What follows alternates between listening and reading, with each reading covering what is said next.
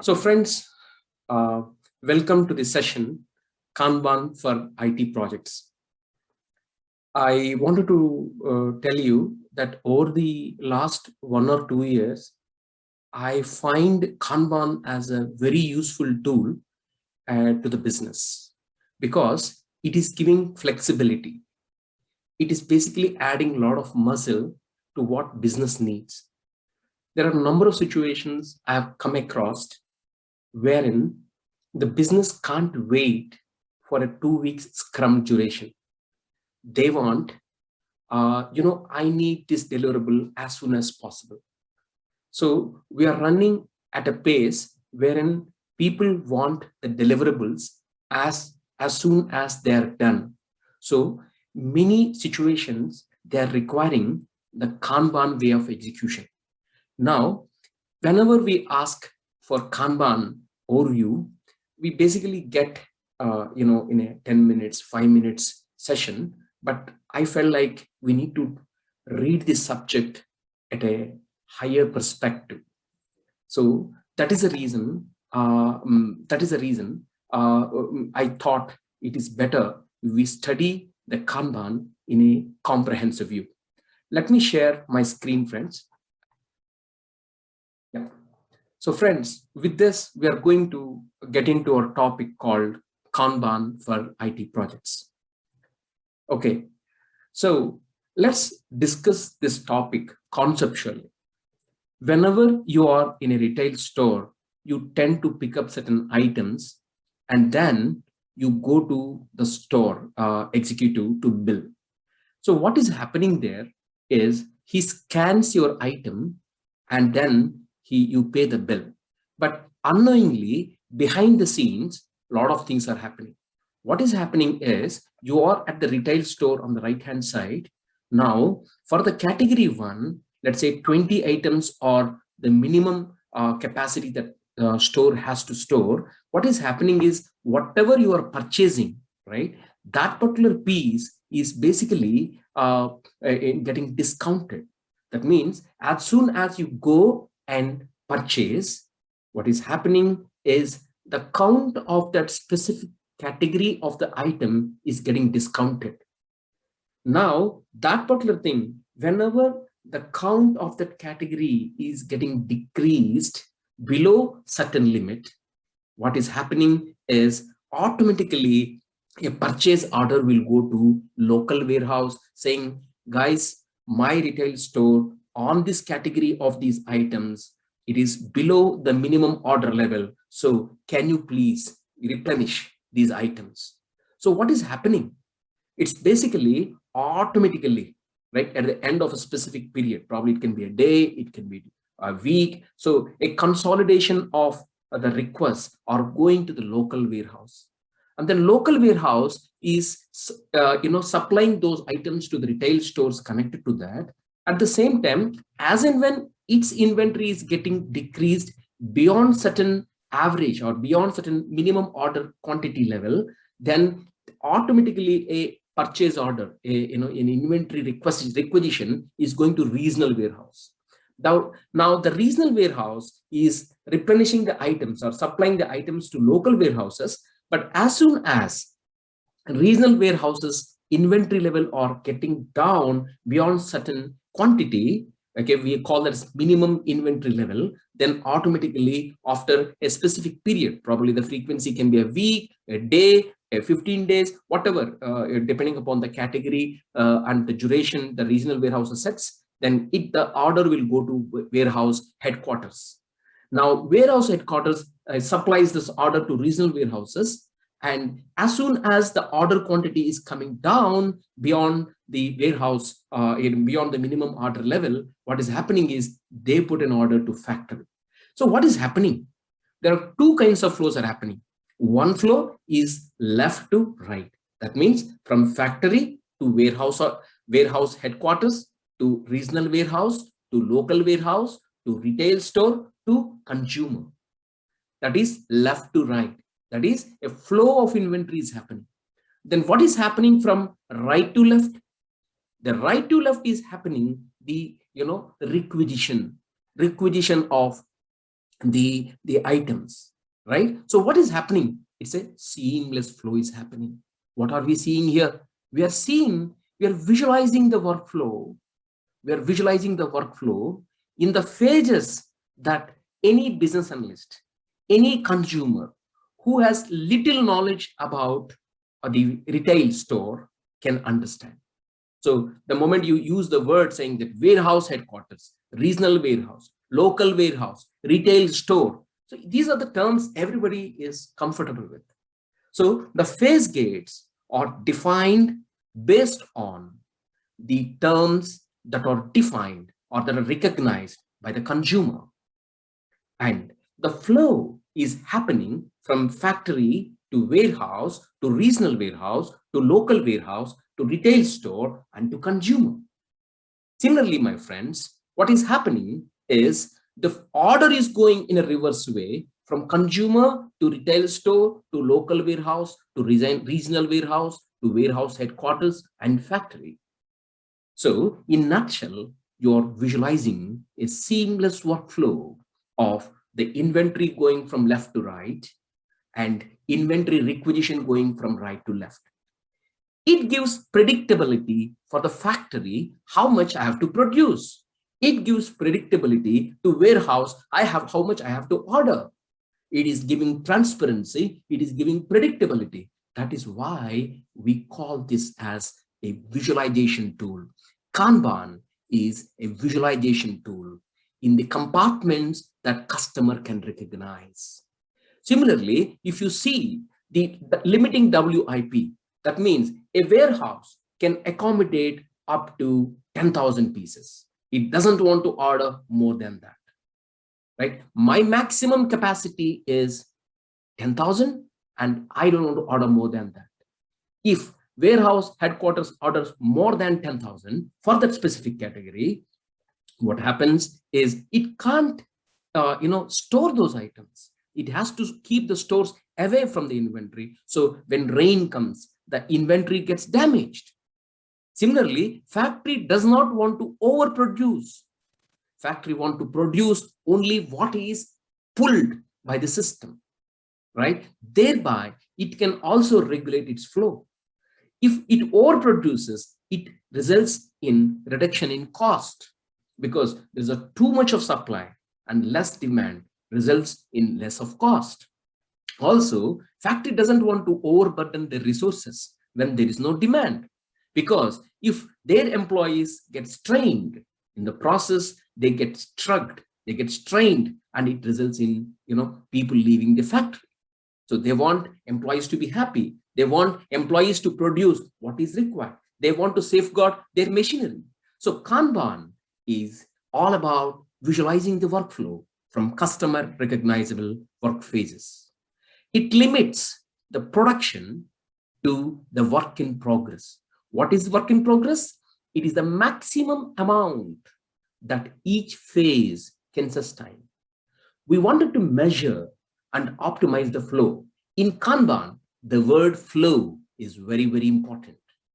And we have an explicit policy set from at each of the gates, like warehouse headquarters, regional warehouses, local warehouse, retail store. Explicit policy set when something is done, when something is finished, what is definition of done, okay? And all those things are transparent. So this is conceptually what Kanban is all about. Now, let's go about what is Kanban in IT project context.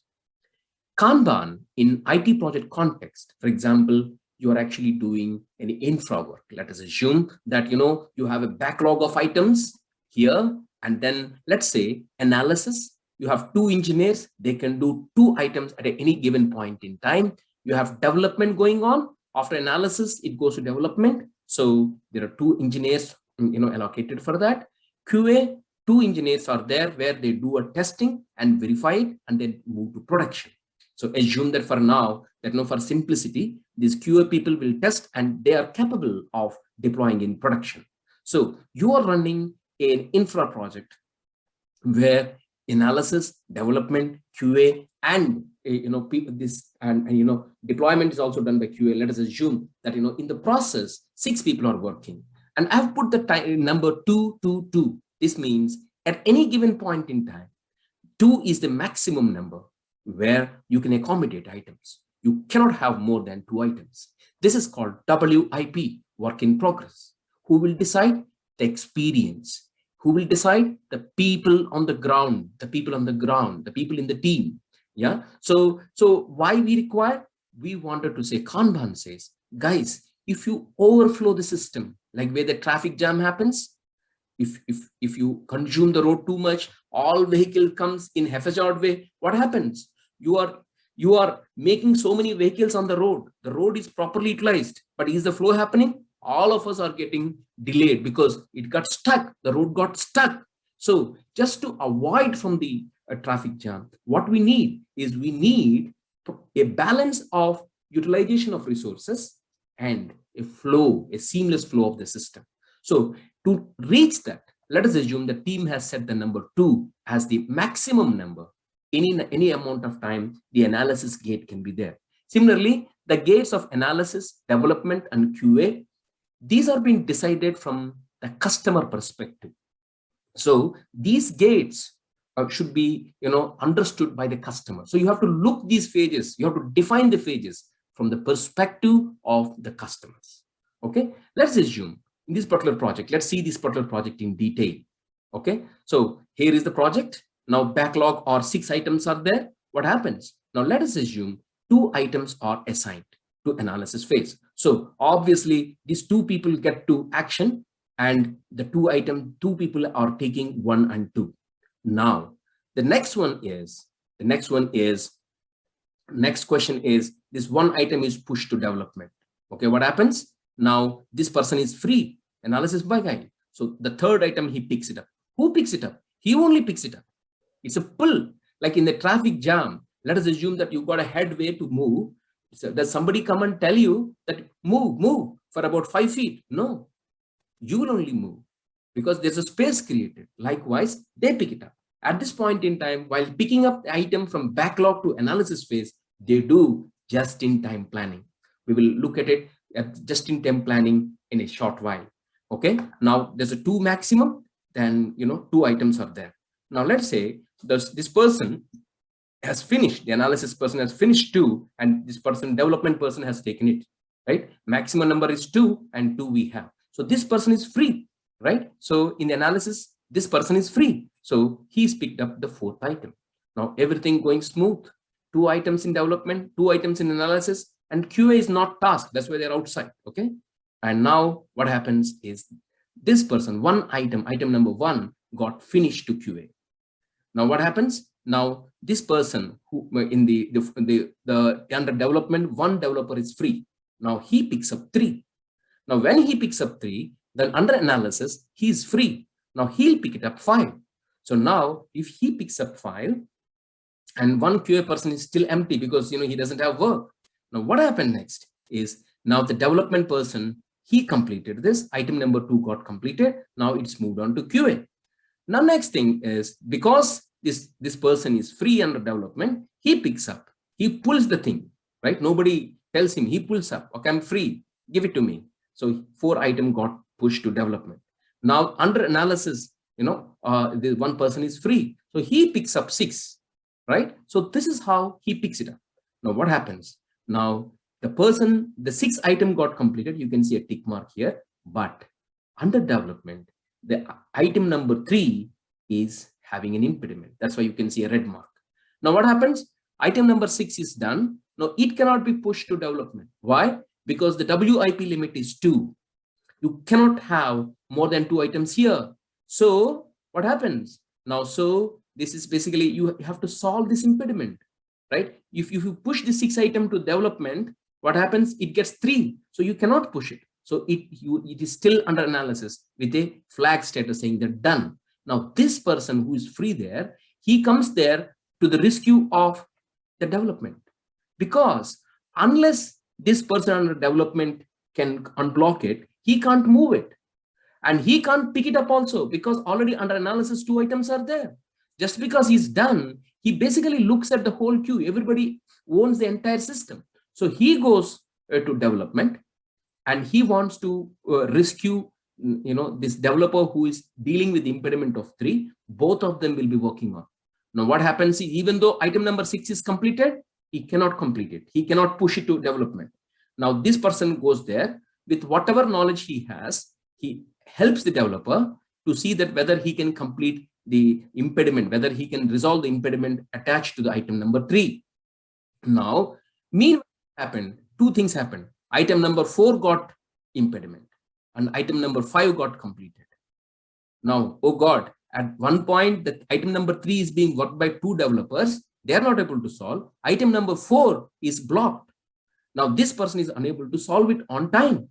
Now, what happens? Item number 5 is completed. So this developer under analysis comes to the help of item number 4 developer, and both of them will be working to see what they can do. So if you see, the beauty here is item number 5 and item number 6 are completed, but they can't move to development because WIP for development is 2, and you can't pick it up items to analysis because 2 items are under analysis and you can't pick it up, and everybody wants their entire system.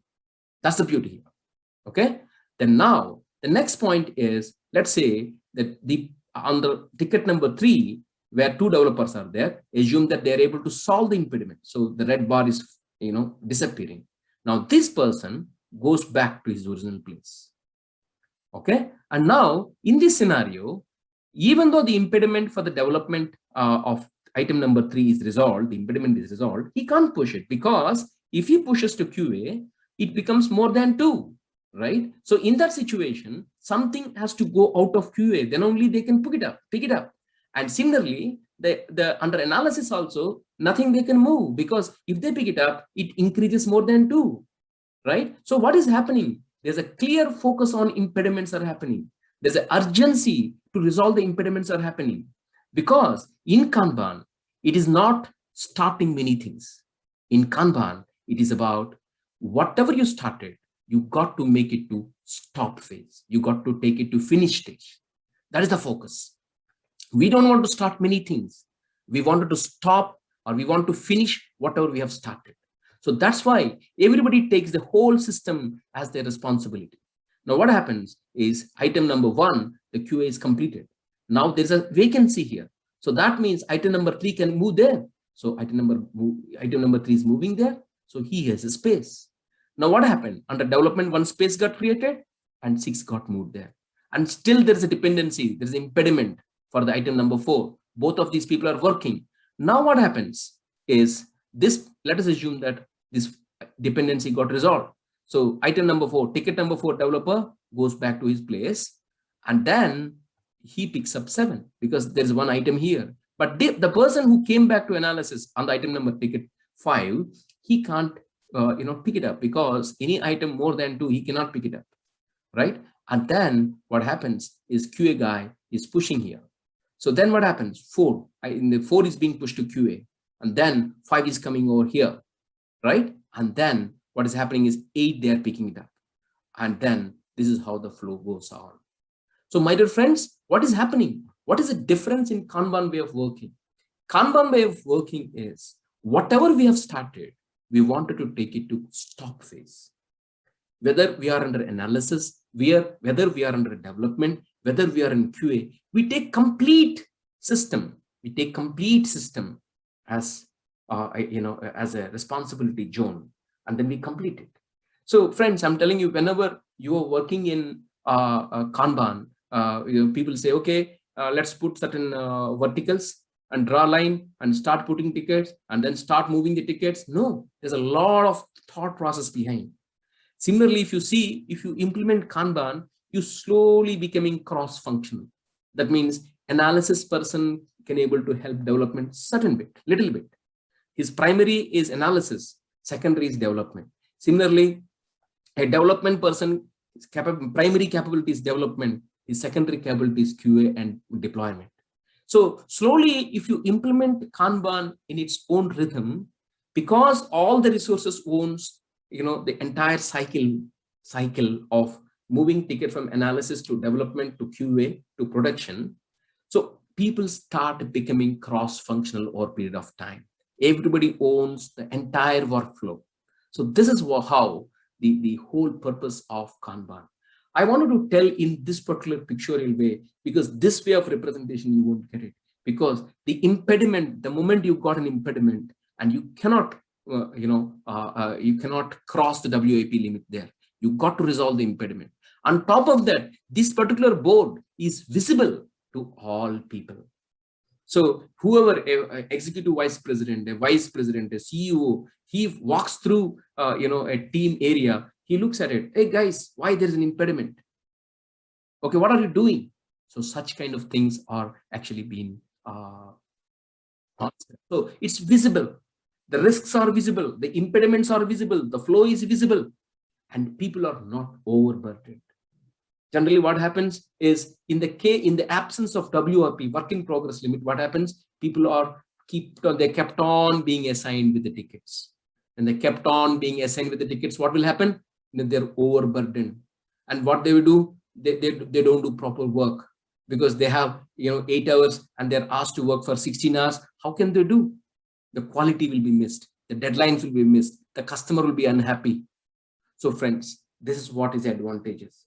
You take care of people's capability, people's attention. People are not overburdened, right? And at the end of the day, right? So it's a visible. You are basically managing the flow. You are ensuring impediments are resolved. You are ensuring the sense of urgency to resolve the impediments. You are ensuring people are cross-functional. You are ensuring that people are basically, taking responsibility of moving items to closure rather than picking more items. You are ensuring that all this work is visible to senior management, right? All these things are happening, right, friends? So this is what it is. And as I showed here, these are rocks, they're impediments, and the flow keeps on flowing, right? This is how it is. Okay. So now let's ask. Now you see a traffic jam situation. Look at the picture very closely. What is happening? There's a lot of vehicles, lorries, buses, cars, scooters, pedestrians. You see even one scooter person is coming in the reverse flow. So what is happening is, in this scenario, you are able to utilize the road properly. That means wherever there is a space, you are able to put the vehicle. But if you do not apply WIP limit, what happens is stuck. Stuck.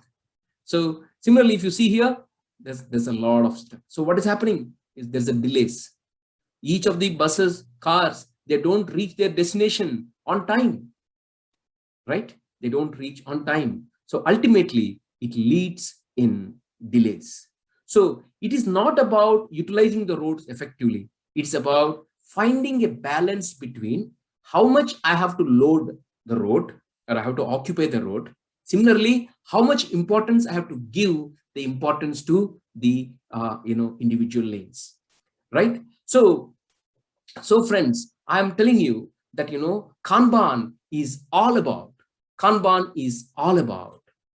giving a balance to occupation of the road and flow, right? So the flow should be there, reasonable flow should be there, and road should be properly occupied. If you apply the same logic on IT projects, loading people is not our responsibility, our goal, right? Our goal is you have to find a balance between loading the resources or utilizing an employee time, a machinery time, a tools time, versus the flow of the deliverables, right? At the end of the day, using human resources, physical resources, or some other resources, you have to make sure that deliverables flows through that, and consumer gets the item as soon as possible and he feels happy. That's the whole objective. So Kanban makes a balance between utilization of resources and the flow is an important attribute in Kanban. So friends, just coming up with verticals and then moving the item. It is about, you have to see the flow under 9 parameters. The first one is change management principles. The second one is service delivery principles. The third one is you have to visualize the flow. The fourth one is you have to limit work in progress. The fifth one is manage flow. And the sixth one is make policies explicit. And the seventh one is establish feedback loops. And eighth one is improve collaboratively, evolve experimentally. And the ninth one is matrix. Let us look at these things one by one in a more detail. The first one is change management principles.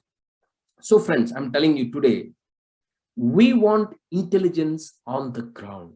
Today, we want more of native solutions, right? Somebody coming from some air, from Himalayas, coming and advising this will work. I don't think those are the days we're going through. The knowledge is on the ground. We want relevant suggestions that are applicable on the ground, right? So, we are okay to take global suggestions, but local solutions work. So that's why the first principle says, guys, that, we want encourage acts of leadership at all levels on the ground, on my project, on my situation.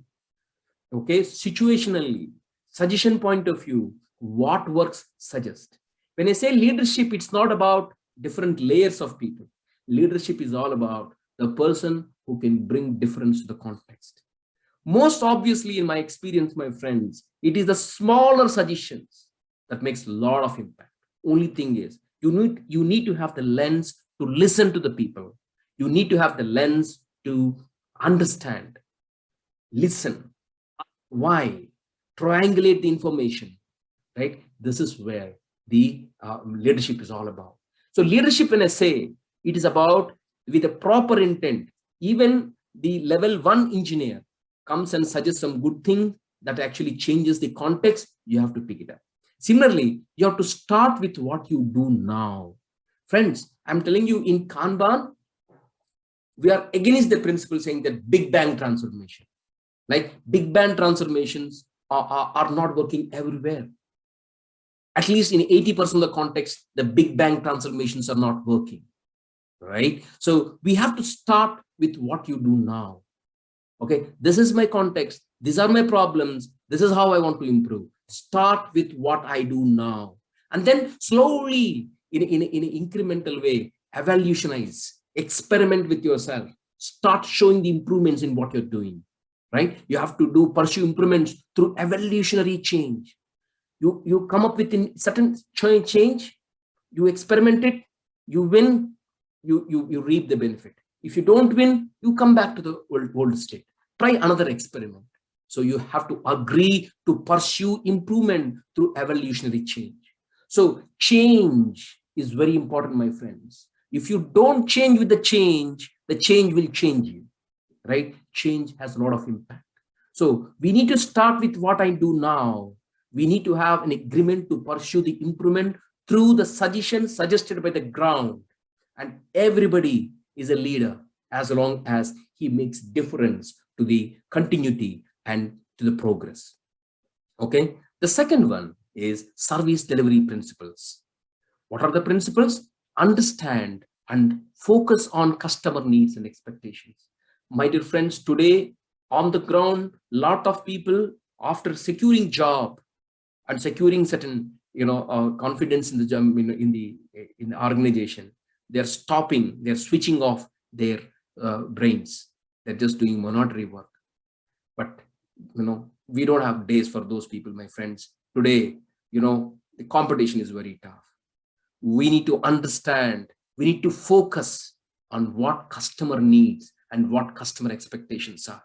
Question under analysis, question under development, question under QA, question under deployment. If something is not adding value to the customer needs, if something is not adding value to customer needs, question it. Don't do that, right? There was a company which implements 2 levels review under analysis, 2 levels review under development. If those reviews are not adding any value to the customer, those review observations, those reviewers are not able to make any valuable increments, suggestions, and they take so much amount of time, question it. I have kept this item under analysis for review for the last 3 days, and I did not get any valuable suggestions. What is the fun in having a review and keeping that item stayed in the analysis phase for about last 3 days? Question it. Keep customer needs and customer expectations, and then question the entire queue. You need to understand it. You need to focus it. You need to understand what customer want. And then, friends, manage the work, right? Here in Kanban, we encourage self-organizing, right? We say, this is the WIP limit. This is what is the expectation of the work item. And then we encourage people to self-organize around it. We enable them, and then regularly review the services, regularly review the policies, and see whether you're able to provide outcomes in better duration, in better quality. Duration should be reduced, quality should be improved. These customers are happy, right? So this is the next option. The third thing is visualize. See, friends, I'm telling you here, I have designed one sticky note here, right? The item T1, T2, T4, T5, each one, actually they have a sticky note here. You can have a little bigger sticky note, little bigger, right? And then where you can say start date, expected completion date. What is the priority? Because, in highways, you have an express or emergency lane. Especially if you go to US, you have an emergency lane. So likewise, in your Kanban also, you can have a category, a swim lane like T3, wherein it is an emergency lane. So the moment there is a ticket lying there, that means it's a priority 1 production ticket. All people, they don't bother about WAP. They just come there and solve it because it's an emergency lane, right? This is where the priority matters. And what is the expected completion date? What is the actual completion date? To whom it got assigned? How many impediments it was assigned with? If you see here, 2 are in gray, 1 is red. That means the 1 is in active state. The other were resolved. What is the planned effort? What is the effort spent? What is the remaining effort? Using pen and pencil, you can come up with this creative ways of informing those boxes in a creative way.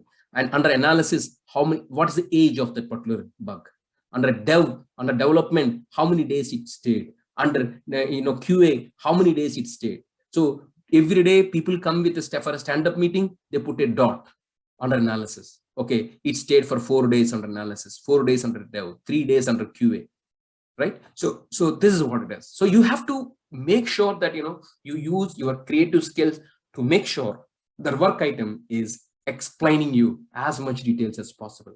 The sticky note should enable more conversations, right? And then you have to visualize the risk. The risk is not just visible to the person who is handling T6 here. It's also visible to everybody who sees the board. And then you build a visual model that reflects how you actually work. Friends, I'm telling you, we want the phase gates like analysis, development, QA, okay, the swim lanes, the priorities. We want what's happening on the ground to be reflected here. We don't want what is supposed to be done. We don't want marketing pitch. We don't want some leaders coming and telling how it should be. We want ground zero, how things are happening. So these things should be constructed, how you actually work. In those lines, it should be developed. So friends, I'm telling you, if you build in this way, you can reap benefits. So at the end of the day, you are bringing a lot of visualization, not just the queue, not just the different swim lanes, not just the different priorities, but also within each work item, you're actually coming up with this kind of things. So my friends, I'm telling you, the takeaway from the session is there is a way you can construct, you can design your sticky notes so that on the wall, it is being sticked and you know all these details. The fourth one is limit work in progress.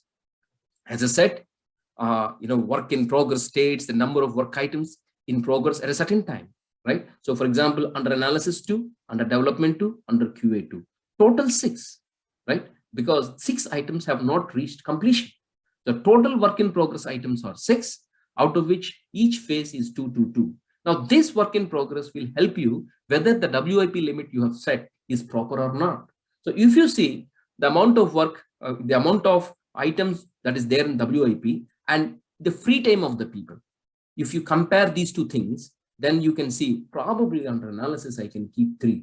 or probably I can assign one more developer to development so that, I can take more analysis tickets, I can move it to QA, or probably I can add one more resource to QA. If customer wants more throughput, a quicker time, probably I can add more resources. So when you play with how many items are there in work in progress, total in the stream or under individual gates.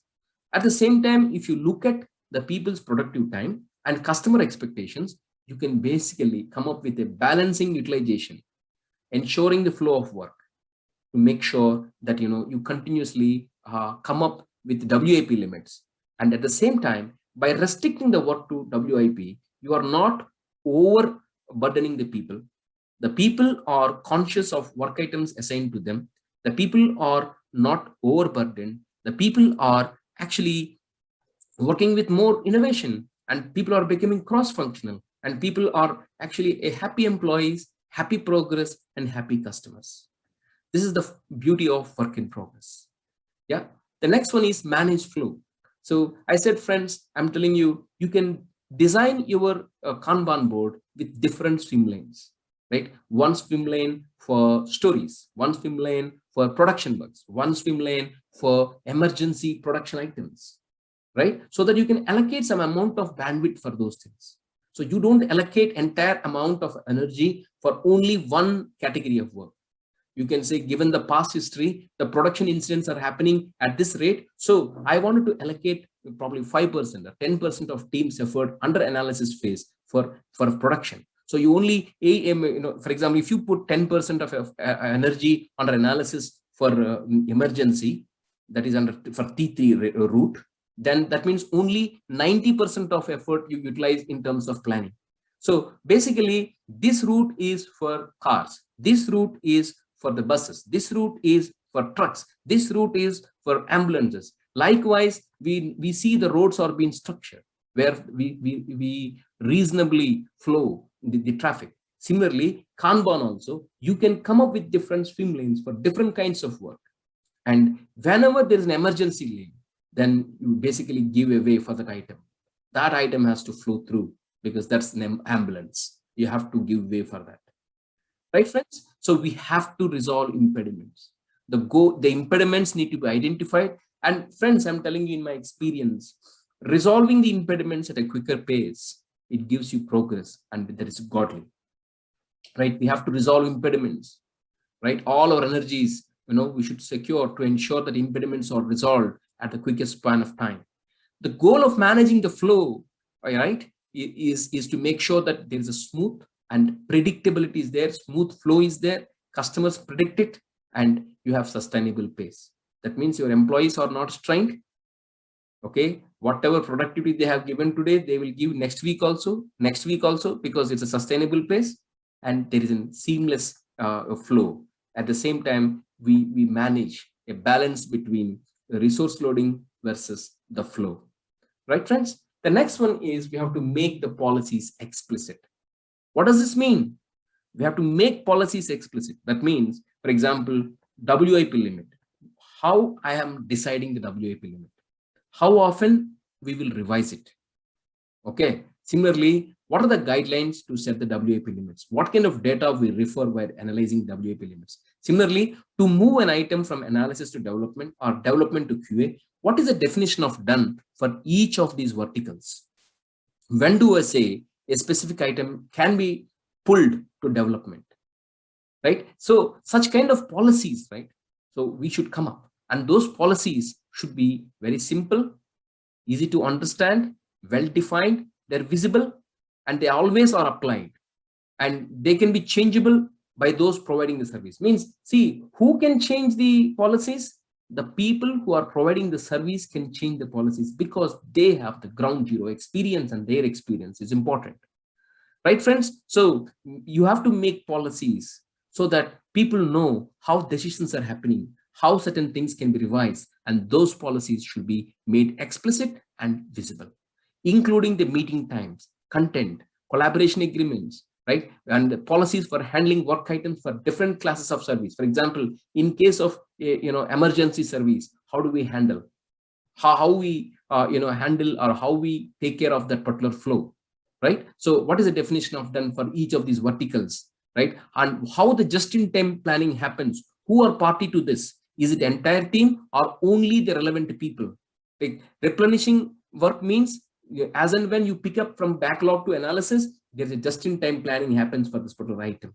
And then this is as part of just-in-time planning, you come up with all those things: start date, expected completion date, priority, assigned to, what is the planned effort, right? So these things you'll have to define. And how you define it?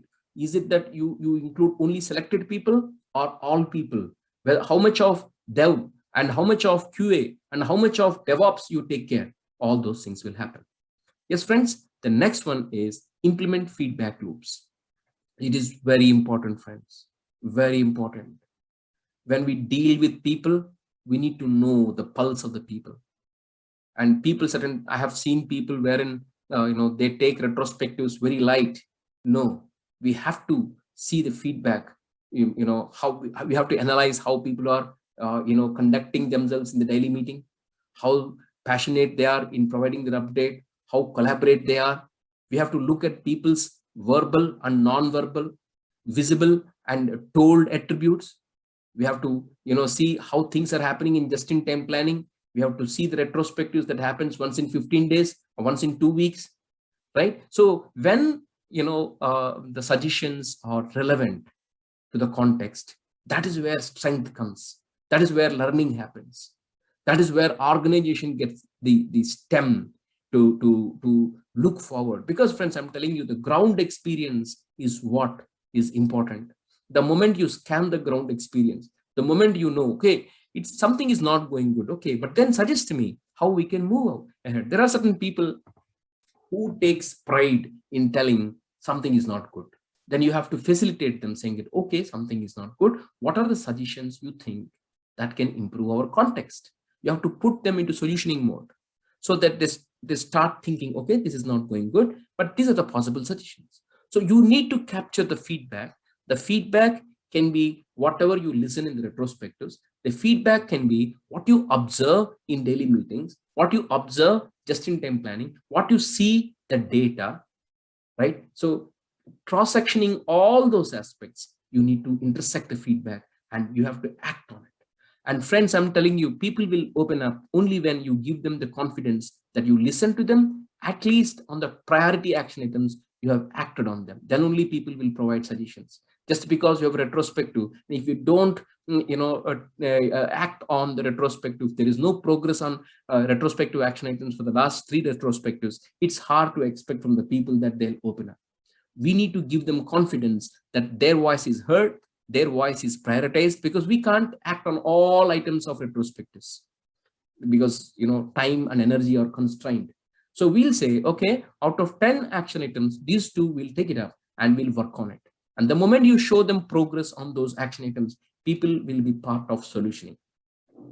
The next one is improve collaboratively, evolve experimentally. Very nice word, friends. Friends, I'm telling you, it is collaboration that takes us to innovation. It is collaboration that makes small companies that go to a greater heights. Today, we are living in an era that everybody want to work for small scale companies. You know why? Because you learn a lot there. You learn a lot. The horizon is the limit for you in a small scale companies. Why? There's a lot of learning opportunities. We are all in private industry. We don't have pension. Our knowledge, our network, our health, or our tomorrow, right? So collaboration is the key, because we have to collaborate with people who are on the trenches, who are on the front line. You have to understand. We have to, whether you may have one primary skill kind, development or QA, but how I can help you. So we have to improve collaboratively and we have to evolve experimentally. We keep experimenting, but they are safe experiments. They are safe to fail experiments. If we fail, then we go back to the prior state. If we gain, then we'll improve our processes. We'll improve our ways of working. But we have to keep on improving. We have to keep on evolving experimentally, because these suggestions are coming from the ground. We can take the guidance from the global perspective, but it is a local and on-ground experience that actually puts you onto the higher orbit. So we have to improve collaboratively and evolve experimentally. So friends, now we come to the 9th metric, that is called Kanban Matrix. What are the metrics? So generally 90% of the context, at least I have seen, the people who are implementing the Kanban, they don't talk about metrics, but we have to talk about metrics because data talks, data tells something, right? What is work in progress? That means here, if you see here, under analysis 2 items are there, under development 2 items are there, under QA 2 items are there. Total 6 items are in work in progress at this point in time. So work in progress is the number of work items started but not finished.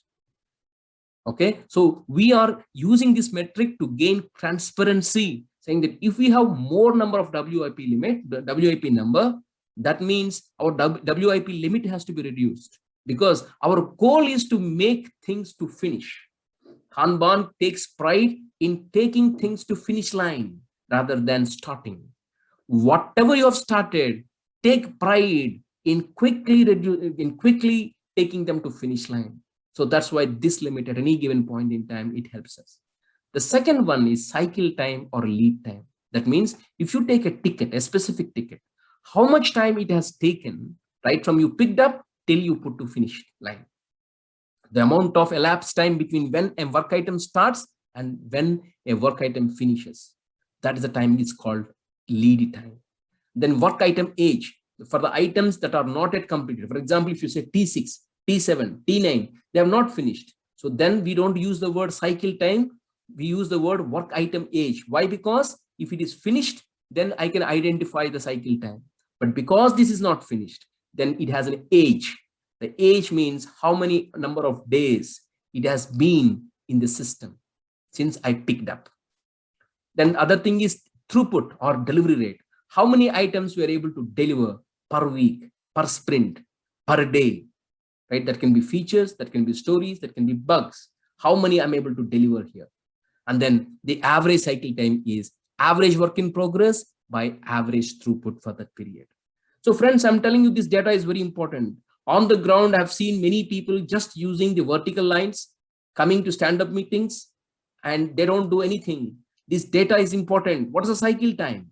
Okay, you even come up with saying that this is the metric. Okay, now there's item. See, now three number. See, for example, if you know an item, let's say if you see here, let's say 4 items. So I have taken 4 days to complete 6 for 6 tickets.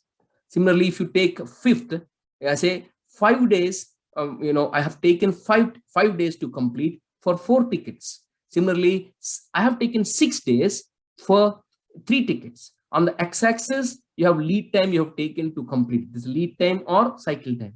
On the y-axis, for how many number of times it has taken. See, I'm telling you, friends, if you show this kind of graph, your management will be amazed. You are helping the management. You are helping the team to take a best decisions by showcasing these kind of metrics. Right, friends? So you have to implement Kanban in a whole context. You have to implement Kanban in a holistic context. For that, you have to have change management principles. Change is required, but we need positive change. For that, we need to start with what you do now. See, friends, I'm telling you, it is all of us want suggestions to improve my context. I can do certifications and all, but ultimately, I want to see progress in my project with my context. So Kanban says, start with what you do now. And then you agree to pursue improvement through evolutionary change. Why they are using evolutionary? Because we wanted to implement safe to fail experiments. If you take a small increment, a small experiment, if you succeed, you will include in your DNA. If you fail, you roll back to your original state.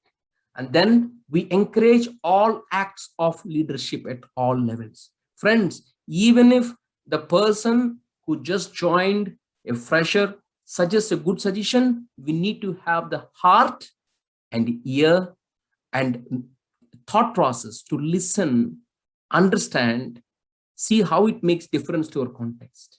So the situation leadership is important and we encourage. The next one is service delivery principles. That means understand and focus on customer needs and expectations. From customer is the key. From the customer perspective, you have to understand and focus, and then manage the work.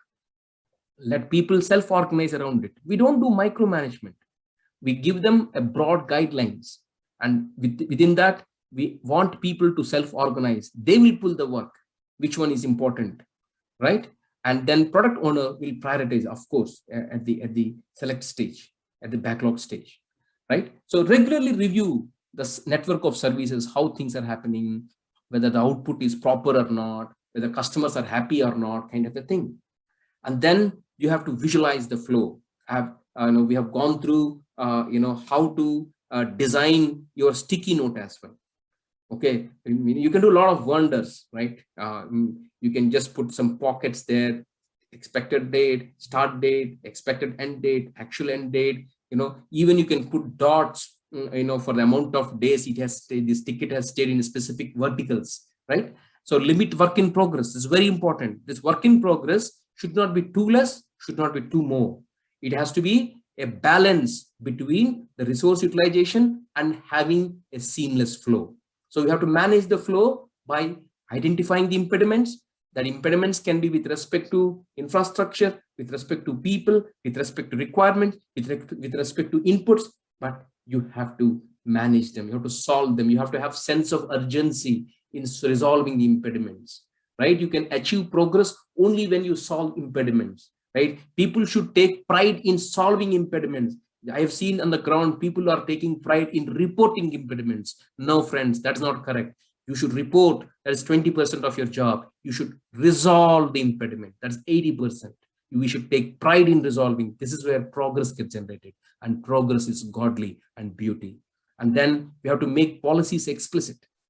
We have to establish feedback loops, right? The feedbacks can be from formal channels like retrospective, informal, how you observe people on daily stand-up meeting, how they behave themselves, with what energy they provide their update, how you can actually sense those feelers in daily meeting, in just-in-time planning meetings, in retrospective meetings. And you have to improve collaboratively, and you have to evolve experimentally. This is where Kanban is making difference. Kanban is not a big bang approach. It is taking you from now to a better tomorrow. That is possible only when you improve collaboratively and evolve experimentally with the safe to fail experiments. You win, you achieve. If you don't win, you revert back. And then metrics. Data matters a lot, friends. What is the cycle time? What is the work in progress? What is the throughput? All these metrics you should have, so that are you managing your flow properly or not? Our customers are getting the best possible output with best possible quality or not? So friends, what are the advantages of Kanban? Now that we have seen, for example, if you wanted to implement Kanban, you have to implement under the framework, under the boundary of these 9 metrics. Now, the Kanban is not just a table of what you are seeing here. This particular thing needs to be implemented under the guidance, under the boundary of these principles. Okay, friends, we have to implement it under this whole context. This session is enabling you to understand Kanban in a holistic context. So now that, what are the advantages? Friends, the future is towards Kanban. You know why? Many teams, even Scrum teams, the customers are not ready to wait till 2 weeks, even if you are implementing a 2-week sprint. If an item can be delivered day after tomorrow, deliver it. I can't wait till 2 weeks. That's what they're telling. Now, how can you meet it? It's a Kanban. You have to understand customer. You have to deliver at the next possible minute. Now, customer wants deliverables tomorrow, but team says, no, I can't wait. I require more time. So you have to, Kanban balances time required for the developers versus the speed at which the customer wants. So you are not waiting till 2 weeks. That's why Kanban is suitable for infra projects. Kanban is suitable for production engineering tickets. Kanban is suitable for research-oriented activities. You know why? In the research-oriented activities, you can't predict how much a ticket, a story takes. So in a scenario wherein you cannot predict, items, the Kanban comes to your hand. Similarly, Kanban is helpful to you in a scenario wherein the new technology item you are delivering. If it is repeatable, you can go to Scrum. If it's non-repeatable, then this is sometime you're exploring. So it has different gates. So if you take a story in a Scrum way and say, I am taking a sprint time, the customer thinks that you will deliver it. But if you're implementing it in Kanban, okay, it has analysis phase, it has, a POC phase, it has researching phase, it has this phase, that phase. So I'm moving it across. So customer is becoming your shareholders. He is aware of where the research item is positioned. So Kanban is helping at the research places. And Kanban is helping teams. It is making sure that people are not overstressed. And one of the reasons of this overstress is leading to resignations. So organizations, have happy employees there because of the WAP limit. And friends, the Kanban also helps you when you implement it at the enterprise level. It brings a lot of beautiness. So people are coming with a concept called Scrumban, Scrum and Kanban. Scrum at the heart, Kanban at the outer layer. There are certain projects wherein Kanban at the heart, Scrum on the outer layer. If you go to enterprise level, what happens is you have one kind of detailing for certain teams. And then when you level up at the highest level, you have strategically how many ideas are conceived, how many ideas are feasible, how many ideas are approved by the board, how many ideas are put into implementation, how many ideas I'm able to put it to production, how many ideas are reaping the return on investment. So if I have to speak in agile world, I'm saying the epics, when you track at the enterprise level, it gives beauty to your return on investment. So a lot of advantages to Kanban. The future belongs to Kanban. Okay, friends. So what is Kanban? It is a method to manage all types of professional services, precisely called as knowledge work.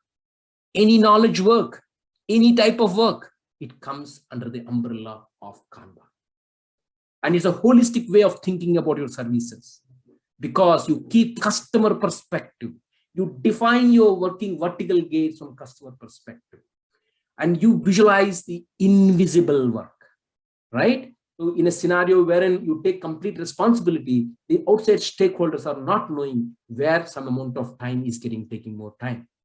Even our own team members, they tend to ignore those things, and tomorrow they come across, oh, I forgot this, and I think it takes more time. So the moment you put it in a visual way, what happens is all invisible things are exposed, and ultimately it helps to effectively operate your business, including understanding and managing risks in delivering your services to customers.